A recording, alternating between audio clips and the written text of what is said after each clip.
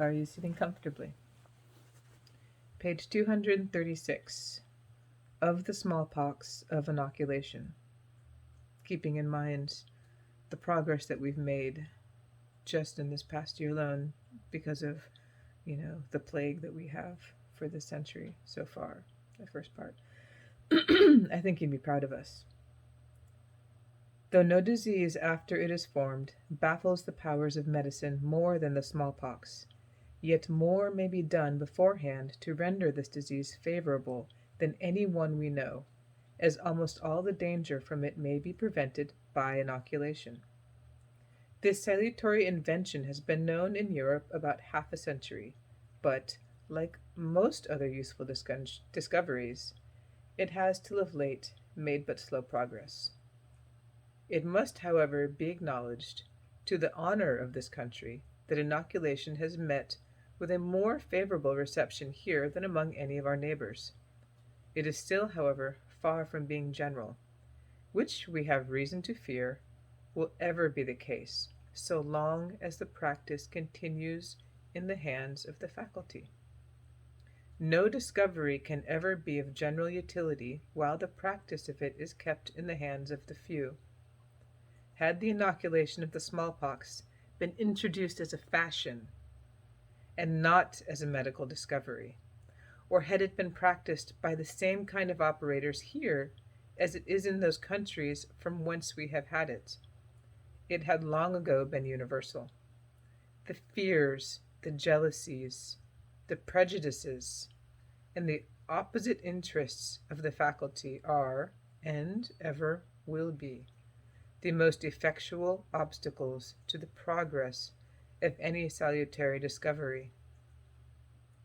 Hence it is that the practice of inoculations never became in any measure general, even in England, till taken up by men not bred to physic. These have not only rendered the practice more extensive, but likewise more safe, and by acting under less restraint than the regular practitioners, have taught them that the patient's greatest danger arose not from the want of care, but from the excess of it. As a side note, he wrote this book specifically to make the layperson able to heal themselves. This book itself was revolutionary. He was kind of a pariah among some because they believed kind of, like the whole, split of the churches, should it be in common English or should it be in Latin? The same with medicine. Knowledge is power. Never forget that. He fully believed that the health of the individual is best served by the individual understanding how their body works, by the individual taking it upon themselves to take care of themselves, and in doing so, society benefits. So he wrote this book for people. The cool thing about that is my other copy on separating sores and buboes has a amazing blood stain. And I just discovered going through here on page 576 of Broken Bones. It's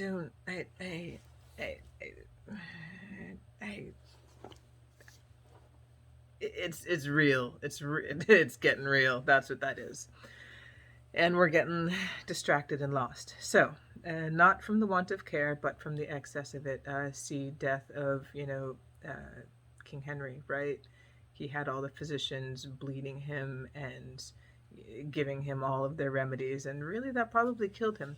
Also, a correction of the wiki. The wiki says that he was a full supporter of bloodletting. I don't know what page it was. He does support bloodletting, but he says only if it is a recurring fever, an inflammatory fever. Otherwise, the bloodletting will do more damage than it supposedly saves. He wants people to get fresh air and lots of water, rest, all of these things that we tell people nowadays for fever.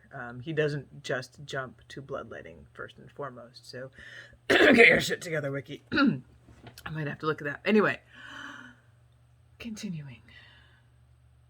They know very little of the matter who impute the success of modern inoculators to any superior skill, either in preparing the patient or communicating the disease.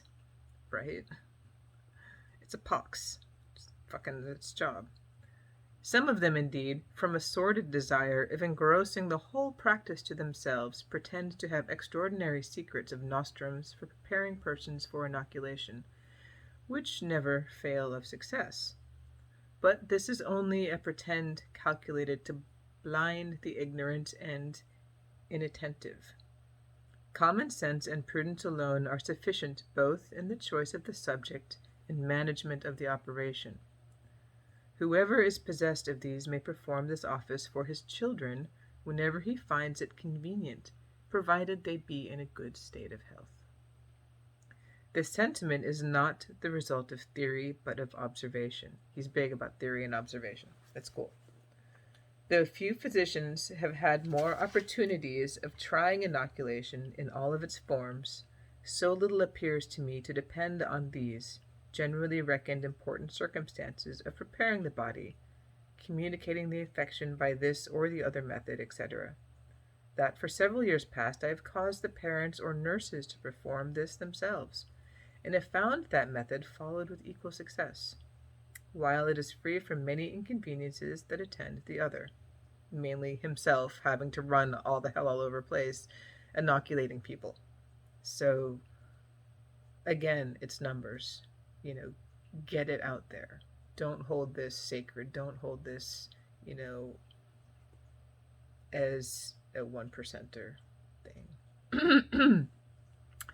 A critical situation too often to be met with first put me upon trying this method. A gentleman who had lost all his children except one son by the natural smallpox. He was determined to have him inoculated. He told me his intention, and I desired I would persuade the mother and grandmother, etc., of its propriety.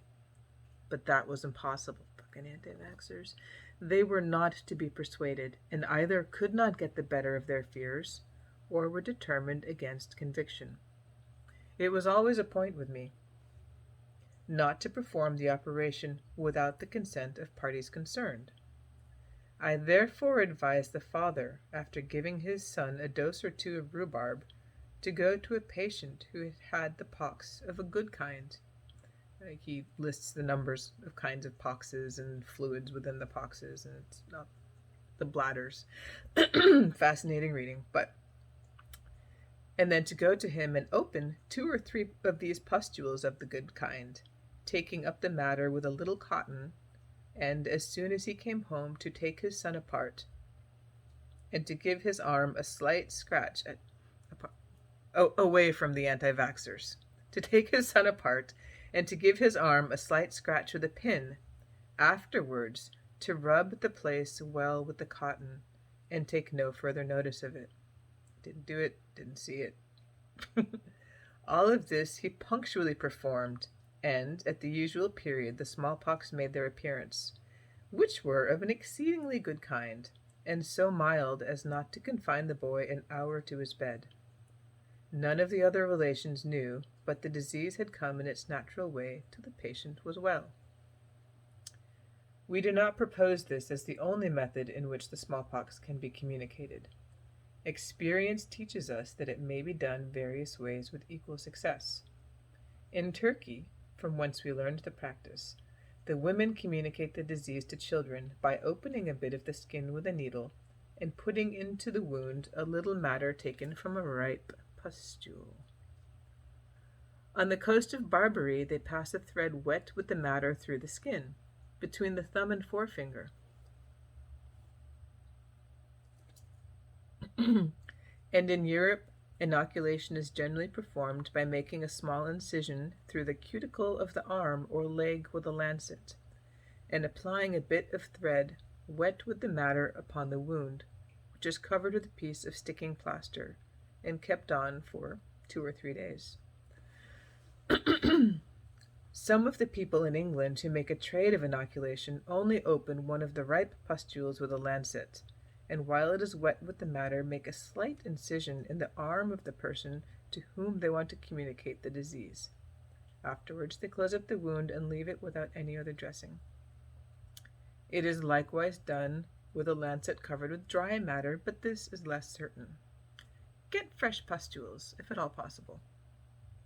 It frequently fails and ought never be depended upon unless where fresh matter cannot be had.